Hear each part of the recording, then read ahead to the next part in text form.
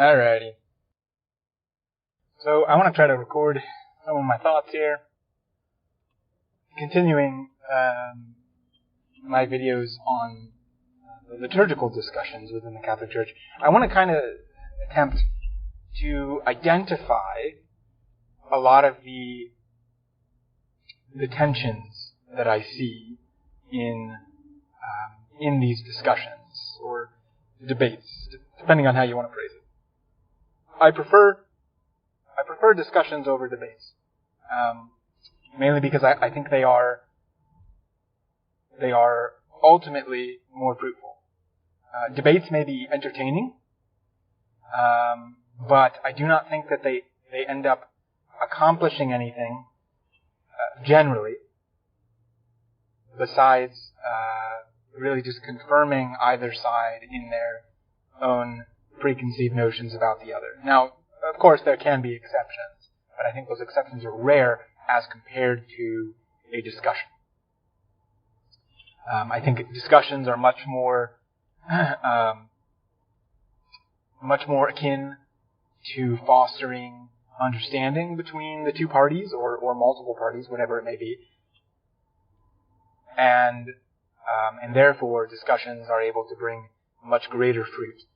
You can find some of my thoughts on this in a video that I did last week, I believe, called "Should We Have Liturgy Wars?" And then I also wrote a paper on the same by the same title, paper/blog post, which you can find on my academia.edu account, and you can also find it on my blog at catholicisminthecar.com/blog. Also, if you just go to catholicisminthecar.com, click on the blog button up at the top, and it'll get you there as well. So again, that's on Should We Have Liturgy Wars? So feel free to look that up. Let me know what you think in the comments below. But otherwise, I want to get started on this discussion here, kind of identifying some of the tensions that I see in this discussion. So, to simplify things, to oversimplify things, I'm going to say that there's basically two different sides. Alright? And again, this is an oversimplification for the sake of making a point, for the sake of identifying tensions here between two extremes. Alright? So that therefore we cannot, it may be helpful so that we do not take either of these two extremes, but try to find ourselves somewhere in the middle. Alright? So, as per usual here, I'm going to have a little bit of highway time, just for about a minute, and then the audio will get better. So I think I'm just not going to talk, and I'm going to assume that the software that I use is going to cut this part out.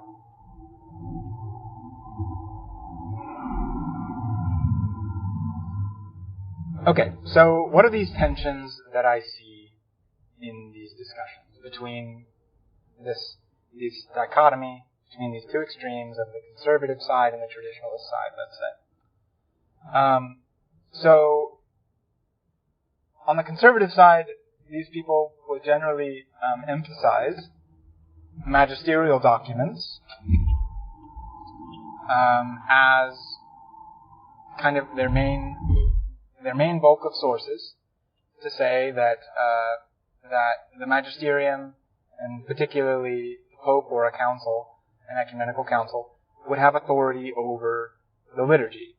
In what I would consider kind of an extreme form of this, it would come to the conclusion that the magisterium can abrogate, or what that word means is basically make it unlawful to use. All right, I think is a good way to put it. So an ecumenical council or a pope can abrogate any liturgical rite in the Universal Catholic Church, either East or West. Okay, that the magisterium or particular organs of the magisterium is how we would phrase it. So that being either the Pope or an ecumenical council Those are the chief two that would really be relevant to this discussion. Those organs of the magisterium would have the authority to abrogate any rite, Eastern or Western, within the Universal Catholic Church. Okay, so that's what I would consider one extreme. And I do know some very respectable people that hold that extreme. I am not sure if I want to go that far yet. That's a very, very uncomfortable truth for me. Now, it may be true. But it's very uncomfortable for me because, especially as regards the Eastern liturgies, the Eastern rites, to say that the Pope, who is also the Western Patriarch, would have the authority to abrogate any Eastern rite, even, is just a very, very uncomfortable truth for me. Now, there's a very important distinction that needs to be made between, the Pope or a council having the authority to do something, or one could even say the power to do something. I know some people distinguish between authority and power, mainly where they'll say authority is basically power being used in a virtuous way, and then power would be power being used in a non-virtuous way. Now, I guess I use the word in the definition there, but I'm sure you guys kind of catch my drift. Okay, so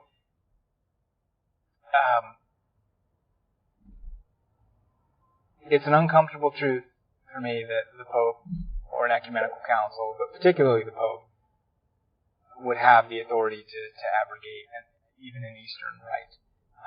For him to even abrogate the Roman rite is an uncomfortable truth.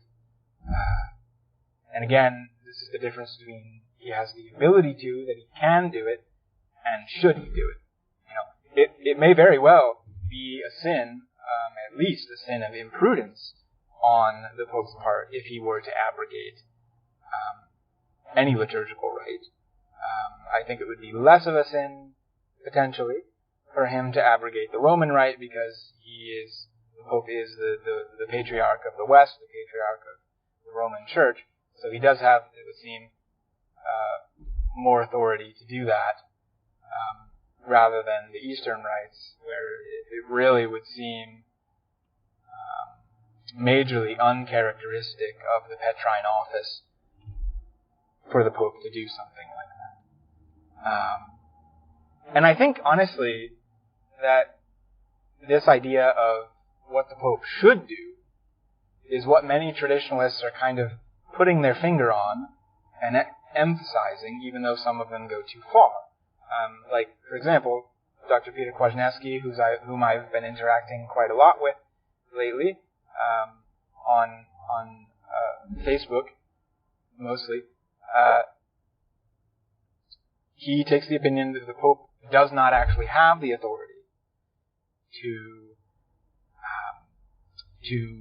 abrogate the Roman rite, for example, or he would also say any rite of the Church. He doesn't have the authority to abrogate the Roman rite, or the Byzantine rite, or the Mozarabic rite, or the Ambrosian rite, what have you. Dr. Kwasniewski would say that the Pope does not have that authority, whereas I know many conservatives, on the other hand, so Dr. Kwasniewski would be considered a traditionalist in this dichotomy that I'm making, this, again, oversimplified dichotomy. He would be in that traditionalist camp, and then somebody like Michael Lofton, who would be in the conservative camp. All right, and I know from talking with Michael Lofton that he would say that the Pope does have the authority to abrogate any rite, whether it be Eastern or Western. Okay, and like I've said, I find that to be an uncomfortable position to be in. And he would probably say to me, well, it might be uncomfortable, but it's true. And that's fair. Because I'm sure Peter Kwasniewski would say the same thing to me on his side. The uncomfortable truth, and so this is where I'm getting to the tension between these two sides. The uncomfortable truth that I find on the traditionalist side, when they say things like the Pope does not have the authority to abrogate the Latin Mass, is when you say, okay, so maybe he doesn't have the authority, but what if he tries to do it? What does that mean for us? Does that mean that since the Pope tries to do something like that, and maybe we cannot have adequate recourse to him, does that mean that we are now placed in a position where we have to be morally disobedient to the Pope because he has done something contrary to ethics and morality, really? Because in my understanding of the traditionalist side, mainly as it's been conveyed to me by Dr. Peter Kwasniewski, they would say that if the Pope were to abrogate the traditional Latin Mass, which they consider to be the Roman rite, in this position, this what I would consider kind of an extreme position, they do not consider the Novus Ordo, the Mass of Paul VI, promulgated in 1969, they do not consider that Mass to be the Roman rite. They consider it to be a modern papal rite. So it's a completely different liturgical rite than the traditional Latin Mass, the TLM. Okay. So in their paradigm of reasoning, in the traditionalist paradigm of reasoning, this extreme version of it, right, what I would consider an extreme version of it, they are saying that the traditional Latin Mass is the Roman rite, and therefore, because the Pope does not have the authority to abrogate a rite, he cannot abrogate the traditional Latin Mass. Okay, and I've explained this in other videos. Look up my videos on can the Pope abrogate the traditional Latin Mass? I have a video entitled that. I also have a video entitled Can the Pope Abrogate an Entire Rite? All right, where I explain both of those kinds of questions within this whole debate. All right, and so the tension that I feel here is between the traditionalist side saying that, well, if the Pope attempted to abrogate the traditional Latin Mass, they would say he doesn't have the authority to do so. Then it seems we would be morally obligated to disobey him in a way that to me would seem to be schismatic. All right, because here's the thing. I don't understand how one cannot be schismatic yet separate themselves from the Roman Pontiff, the Pope of Rome. I don't understand how that could not be a schismatic act. Like I would say, by definition, the Pope himself cannot be a schismatic, by definition, because he is, by definition, the figurehead of unity within the Church. All right? And not just the figurehead of unity, it's not just like some symbolic thing, but it's symbolic in the modern sense, but it's symbolic in a real sense, where symbols actually mean something and they are real. Okay, they're not just a figment of our imagination. That's a whole other topic. That's also very pertinent to this debate and these discussions. The question of symbology, but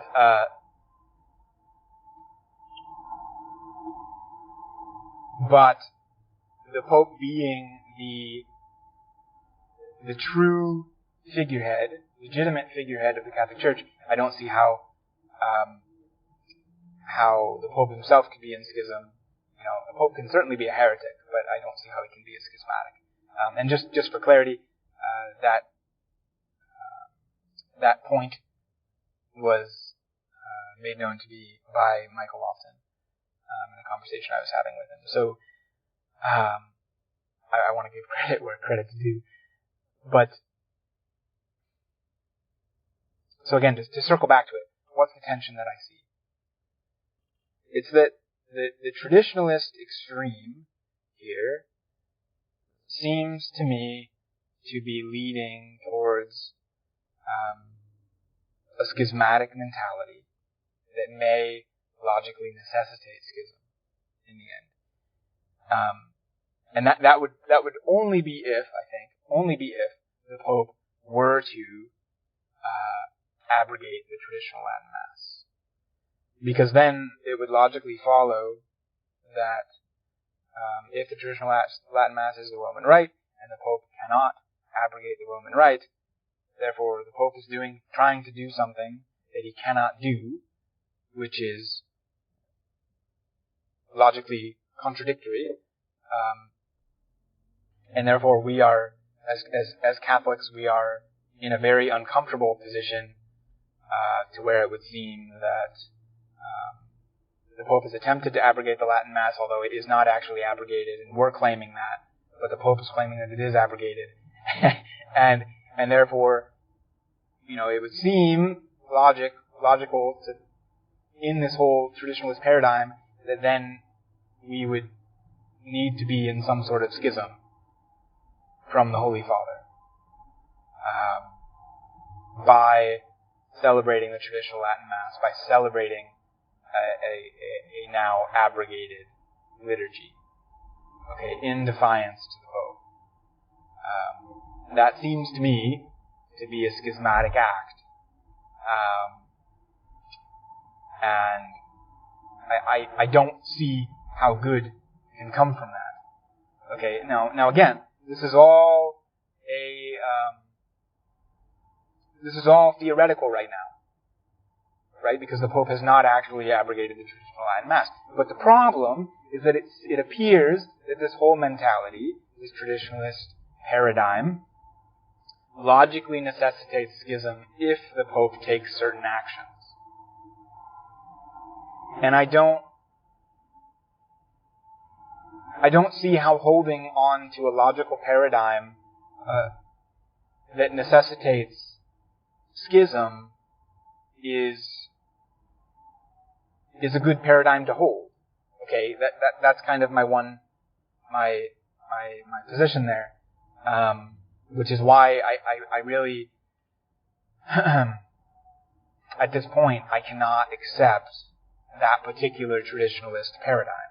Okay, that what I would consider an extreme traditionalist paradigm, because of what I see it logically necessitating. Okay, now it very well could be that the Pope will never abrogate or attempt to abrogate the traditional Latin Mass. So, therefore, practically, we wouldn't need to deal with the issue of schism. But having a schismatic mentality, espousing oneself to an intellectual set of beliefs that would necessitate schism if certain events happened, I just don't see how that's a paradigm that we can accept. All right, I don't see how we can accept a schismatic paradigm. Now, maybe somebody who takes this view, Peter Kwasniewski or somebody, will say to me, "Well, no, Parker, this paradigm does not necessitate schism," and I would be very, very happy to be enlightened on how that is. I don't want to misrepresent how I understand this view. But that is honestly how I understand it. And what I see as the logical consequences of that traditionalist paradigm, that traditionalist view, that particular traditionalist view. Okay? Because of course, there are many traditionalists who would disagree with the claim that the Pope, I guess I should phrase it positively, they would say that the Pope can abrogate the traditional Latin Mass, although of course it would be a very undesirable thing to do. And I think most conservatives would agree with that. Okay, that abrogating the traditional Latin Mass would be a very unsavory thing to do, and possibly even sinful on the Pope's part. Okay, I think that's where I would be at this point. Is I would see it as sinful for the Pope personally to do it. Okay, but I don't know.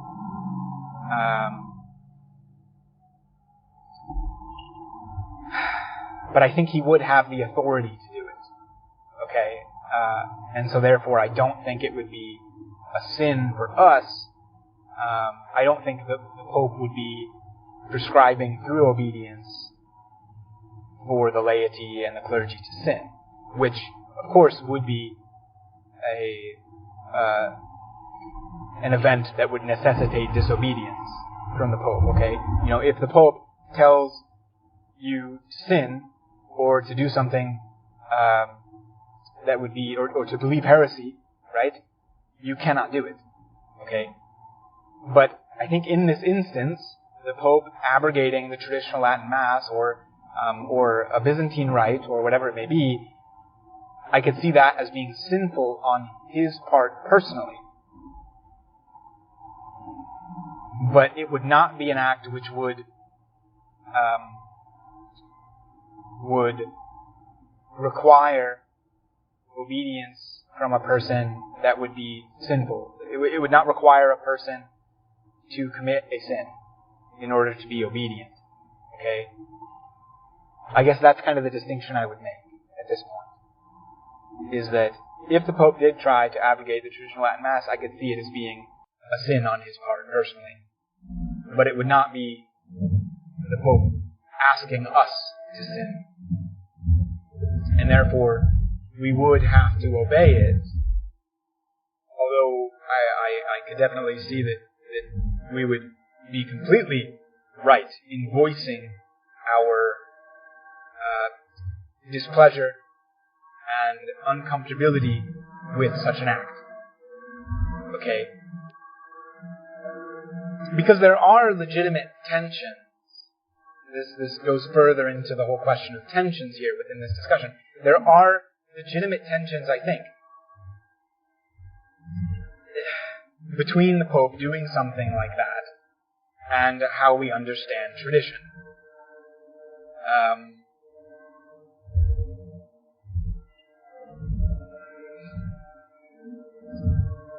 I think it would constitute such a rupture with the past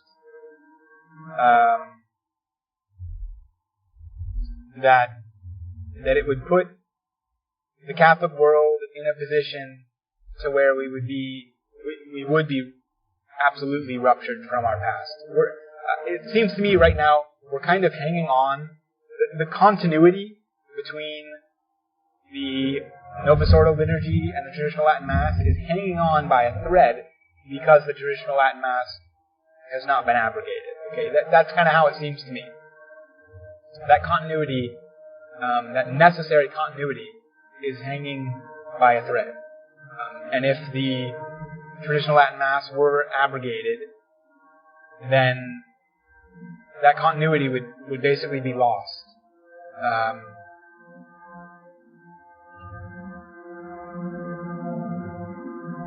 And I think that would be offensive to God on the Pope's part, personally. Okay, I really do think that it would. And I think that it would necessitate, over time, that the Church attempts to reconcile that position.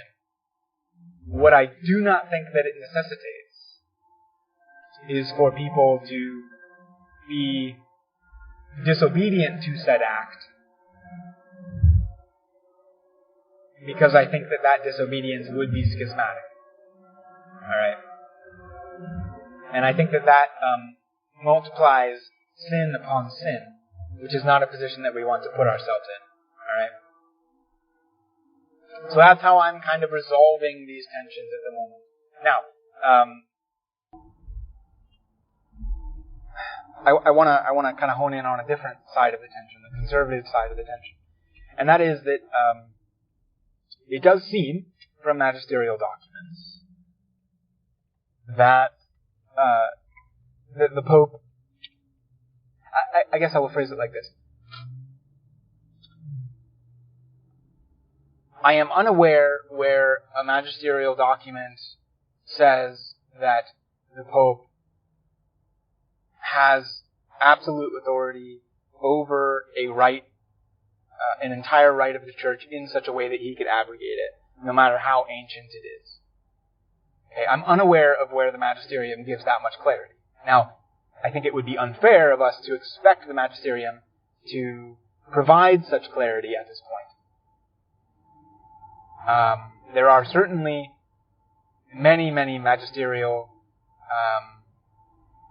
references that one can pull up to show that that it seems that the direction the magisterium is taking is in the direction of that the Pope could abrogate any right he wants. Although, like I said, that just has to do with what he can do. It's not about what he should do. All right. But because of the Council of Trent, session 21 and 22, for example, you can also think of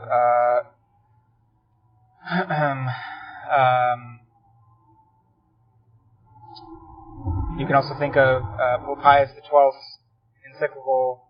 I think it was an encyclical, Mysterium Fidei. He seems to say in there in a number of places that it appears that the Pope could abrogate an entire rite.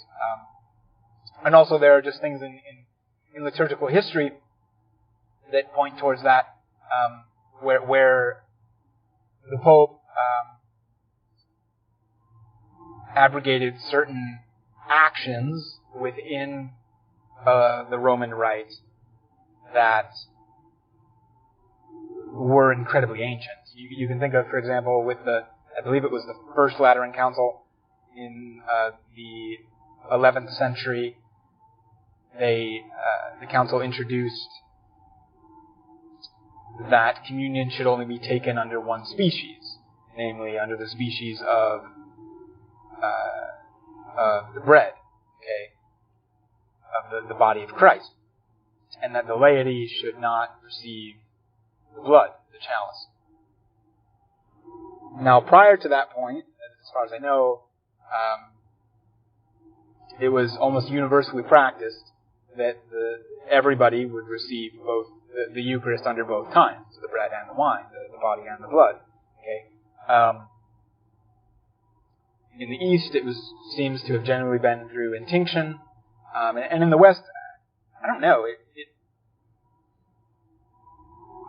I feel like it would be shocking to me if it had not been intinction in the West. Now, for those who don't know, intinction is basically where the priest would dip the body of Christ in the blood, and then give it to the person, to the recipient, right?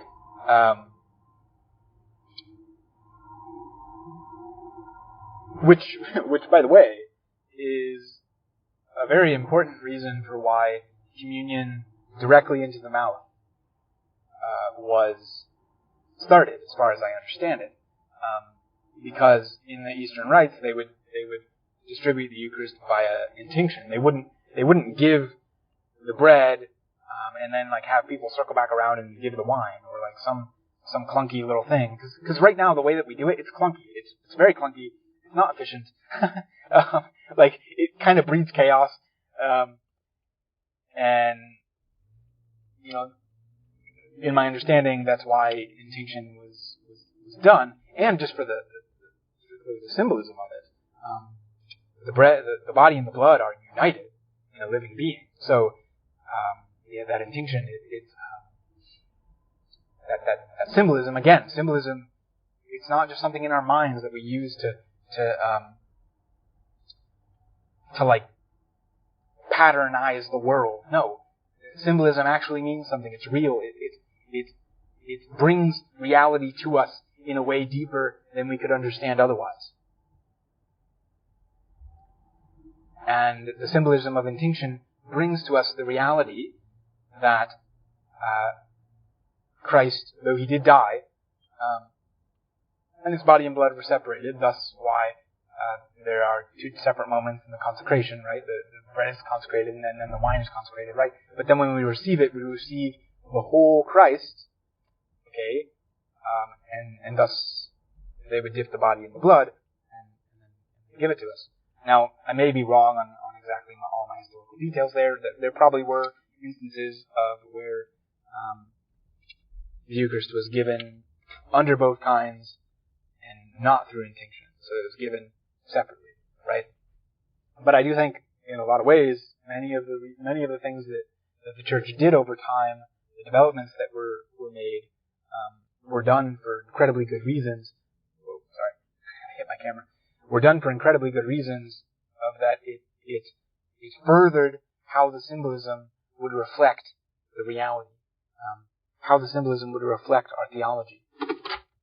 And that's just incredibly important, and it's something that we've lost in the modern world that we really, really need to just rediscover. All right. So anyway, I'm kind of running out of time here, so I think I'll stop it here. And I want to next time discuss these tensions a little more, particularly from the conservative side, what tensions I see from the magisterial documents, and then the tensions between history and how we understand tradition and things like that. So anyway, God bless, guys.